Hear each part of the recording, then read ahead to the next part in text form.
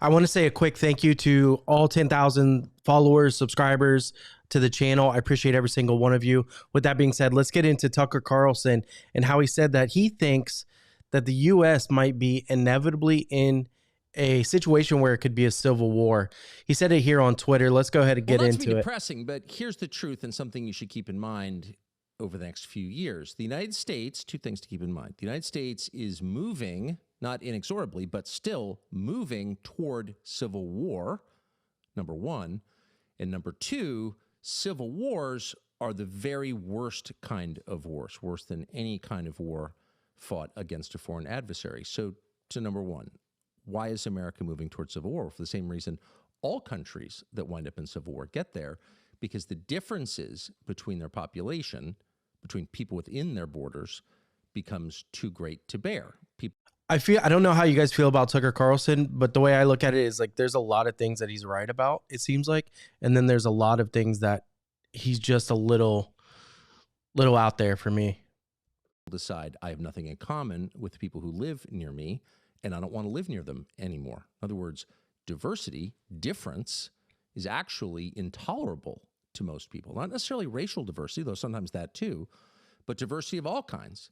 It is not our strength. In fact, it is, without question, our weakness, and it has always been. If you have nothing in common with your wife, do you have a stronger marriage? No, of course your marriage falls apart, and the same is true for countries. That's such a strong statement, especially with everything that's going on right now. And the truth about the United States is that on every level, beginning with a demographic level, the American population has less in common with itself, with one another, than ever before. When I was born, which wasn't that long ago, it was the modern era. It was air travel and air conditioning, electricity. When I was born, the United States was about 90% white Christian. It's now less than 40% white Christian. Now, you may think that's a good thing or a bad thing. I don't know about that 40% stat. I've always thought it was around 60%. But it's a massive change, an unprecedented change, really, in a very short period of time. And of course, it's not accidental or organic. That was the result of policies put in place to achieve that result, and they did. There are people who didn't want a majority white Christian country. Okay, they got what they wanted. But what do they have? They have a country with no majority demographically at all. There is no American majority, which is to say 51% of people who have something very basic in common. And so what you have is an inherently fractured country. Languages, religions, ethnicities, backgrounds, beliefs, too innumerable to catalog. I think a lot of people would agree with that, but I think on the other side of the coin, people would argue that that's what makes America so great, right? I think that's one of the issues that we're having right now in the country is like which direction we want to go. And so a country like that, unless unified by something, will split apart, particularly when that country is the size of a continent and is held together by a pretty fragile web of infrastructure, air routes and highways.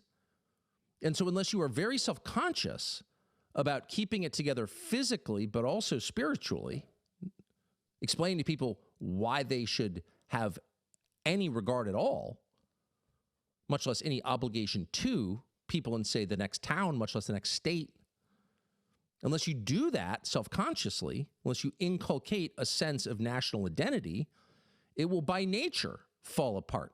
That is I read literally yesterday, that there's a resurgence in Christianity across the country. Bible sales, gospel music on Spotify is going through the roof. So there is definitely a change that is happening in the country. And, the stats for sure back that up. Physics principle, entropy. It'll blow up unless you hold it together. And this has been an untended garden for decades. Nobody in charge of the United States over the past, say, 40 years has really tried to articulate why all of us should live together on the same continent. There's kind of been an unspoken ethos of America, a kind of gay rights technocracy, globo homo. We're all kind of cool with, lifestyles. But that's thin gruel in the end. It's also repulsive. But even if you like it, it's not enough to hold people together who don't have common beliefs, backgrounds, languages, religions. It's just not. It's pathetic. It's rich people politics. It doesn't actually mean anything. It's just He's got a great point about rich people politics. I've been hearing a lot about that lately, and it does have a lot of sense behind it. It's kind of like, okay, we'll make them look over here, make them look over there, make them argue about something that they really can't control. And as long as they're focused on this, then they won't be worried about what we're doing behind the scenes. an adornment. It's political jewelry. It's a bumper sticker. It's not a national identity, and it's not enough to hold your country together. And that's why ours is coming apart, because people don't have enough in common. So what would happen if it came apart? What would happen if there were a civil war? Well, the first thing to know is it would be incredibly violent, because wars are by nature violent, and civil wars especially so. Violent and crazy. And you do hear from time to time people on both sides, particularly on the left, but not only on the left, say, well, I'm just sick of it. I'm just sick of it. You know, I'm ready for the fight. People who say that have never seen what that looks like. Anyone who has seen what that looks like approaches the entire topic with care and respect. Yeah, anyone with any common sense would not want that. Because it's incredibly ugly and its effects are generational. And if you don't believe it, consider our own Civil War, which ended 160 years ago in 1865, and we're still fighting it. We're still arguing over the names of Confederate generals, tearing down their statues, renaming military bases, stereotyping people in the South. That war is still ongoing on some level. It's not a hot war, but it's very much a Cold War and has been for 160 years. Go to Spain. Their civil war ended in, 1939. They're still arguing about it. They're still passing legislation about it. He's not wrong. We argue about it all the time in politics. The wounds left by civil wars do not heal quickly. They last for, hundreds of years, and they completely remake the country, usually for the worse. So disunity is easy. Rebuilding into a single country after a civil war is very, very hard, and sometimes it never even works. There are civil wars in effect ongoing on this planet right now for hundreds of years, and they probably will never be resolved because the people fighting each other within national borders don't have anything in common. That's the truth. So if you want to prevent a civil war, figure out what everybody, or at least the bulk of the people in your nation, have in common and emphasize that. And so what would that be in our case? Hard to know.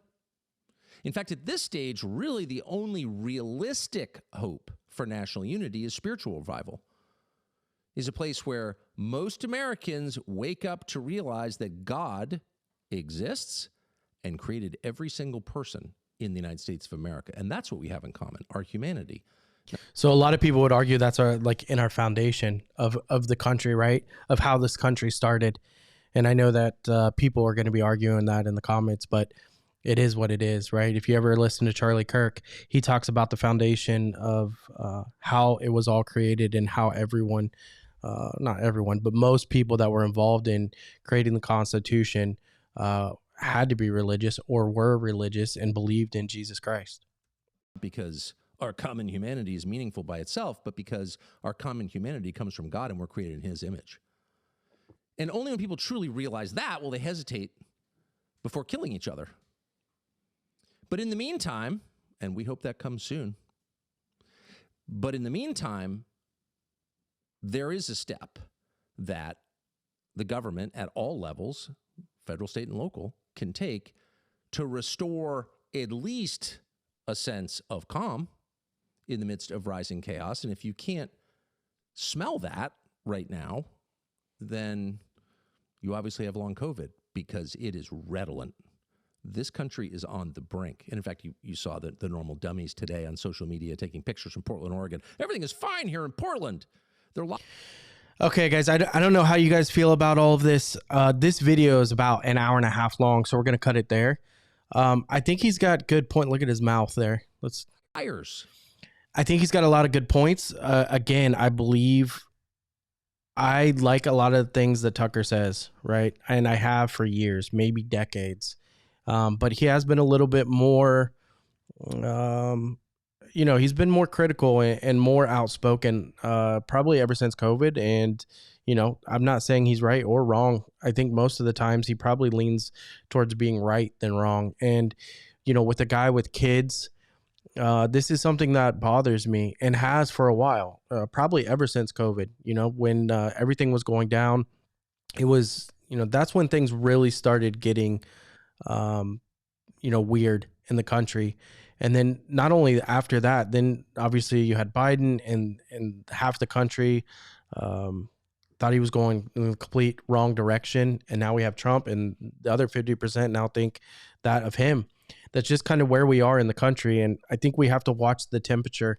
And I think it needs to come down to the people in charge of doing the best that they can to try and lower the temperature, right? I know it sounds like it wouldn't be as important, but it really is. When you hear these people in the media and on the news and in the radio talking about things like this, cooling down the temperature on hot topics like this is important for the masses, right? You might be listening to it in the on the radio, someone that is really hot and bothered about this topic and saying it's inevitable, it's going to happen. But it's not just you. You have to think it's going to possibly millions of people across the country. So I do think that there is some kind of responsibility for people on both sides to really try and cool down the temperature, especially after Charlie Kirk. What happened to him is just horrendous. And a lot of people on the other side, not everyone, but there was definitely a fraction of the people on the other side that seemed to be celebrating it. And it's just disgusting, to be honest. I mean, where's the humankind, the kindness of someone's life, right? And yeah, so that's today's video. Thank you guys. Like, subscribe. I appreciate you, and we'll see you on the next one. Or they're intentionally blind to the reality.